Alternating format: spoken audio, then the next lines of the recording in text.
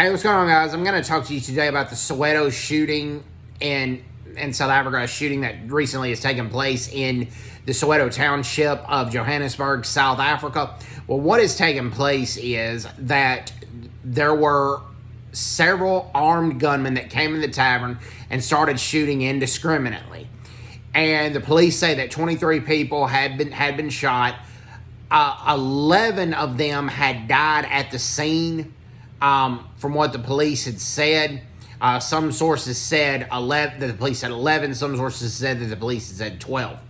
More than likely, it was 11 that died at the scene. But then some of them died on their way to the hospital, and then one of them died after trying to get treated in the hospital. And so the death total has been brought up to 15 now. God bless the ones that have survived the shooting, and prayers for the ones that are still being treated by the doctors in Johannesburg, South Africa, at the various hospitals. Prayers for the doctors, prayers for those patients, and prayers for their families. And God bless the dead victims' families. And it's just a tragic situation. And the police seem to think that the suspects can be caught if the community agrees to cooperate with the police.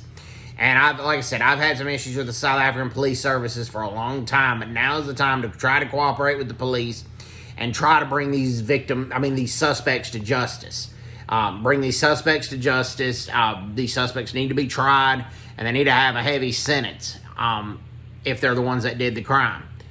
And this is just a sad, sad situation. And then just shortly after the Soweto shooting, there was one in Pietermaritzburg, and 4 people had died in that shooting. So 19 people have died total in 2 mass shootings in South Africa. And this comes shortly after there was a tragic death of 22 patrons in a bar in Eastern Cape, and then they all of a sudden start dropping. And we don't know, it may be carbon monoxide, it may be alcohol that was too strong, because it was an unlicensed bar.